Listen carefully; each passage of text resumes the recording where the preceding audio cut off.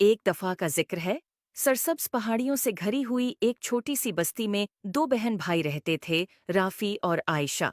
رافی، بڑا بھائی، اپنی چالاکی کے لیے مشہور تھا، مگر وہ اکثر اپنی چالاکی کو شرارتوں کے لیے استعمال کرتا تھا۔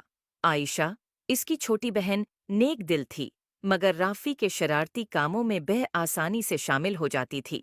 ایک دن دوپہر کے وقت جب وہ اپنے گھر کے باغ میں کھیل رہے تھے، انہیں ایک پرانا دھول سے بھرا ہوا صندوق ملا۔ صندوق کے اندر انہیں ایک چمکدار لکڑی کی چھڑی ملی جس پر پراسرار نقش و نگار بنے ہوئے تھے۔ تجسس سے بھرے ہوئے وہ چھڑی کو اپنی دادی زہرا کے پاس لے گئے۔ دادی زہرا کی آنکھیں چھڑی کو دیکھ کر پہچان سے چمک اٹھیں۔ میرے پیارے بچوں، یہ ایک جادوئی چھڑی ہے، انہوں نے وضاحت کی۔ یہ خواہشات پوری کر سکتی ہے، مگر یاد رکھو اسے عقلمندی اور نیکی کے ساتھ استعمال کرنا چاہیے۔ اگر اسے خود غرضی یا بے وقوفی سے استعمال کیا گیا تو یہ مشکلات پیدا کر سکتی ہے۔ جو دادی زہرا کی وارننگ کو نظر انداز کرتے ہوئے رافی نے فوراً ایک بڑی مٹھائی کے ڈھیر کی خواہش کی۔ اچانک کمرہ مٹھائیوں، چاکلیٹس اور کیکس سے بھر گیا۔ عائشہ خوشی سے چلا اٹھی، مگر جلد ہی انہیں احساس ہوا کہ مٹھائیاں اتنی زیادہ ہیں کہ وہ کھا نہیں سکتے، اور پورا گھر ایک چپچپی گندگی میں بدل گیا۔ گندگی کی پرواہ کیے بغیر رافی نے دوسری خواہش کی۔ اس بار اس نے ایک سنہری سائیکل کی خواہش کی۔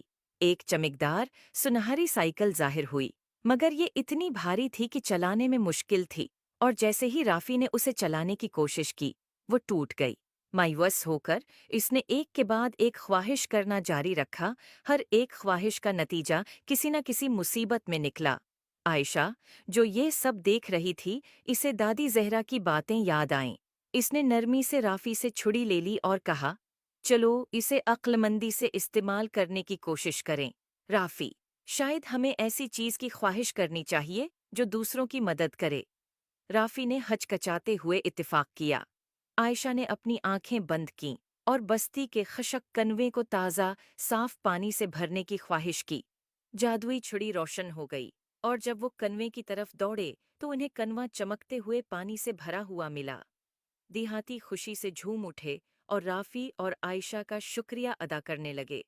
انہوں نے جو خوشی بستی کو پہنچائی، اس کو دیکھ کر رافی نے جادوئی چھڑی کی حقیقی طاقت کو سمجھا۔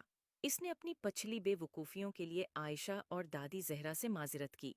اس دن کے بعد رافی اور عائشہ نے جادوئی چھڑی کو صرف نیک کاموں کے لیے استعمال کیا، جس سے ان کی بستی خوشحال ہو گئی۔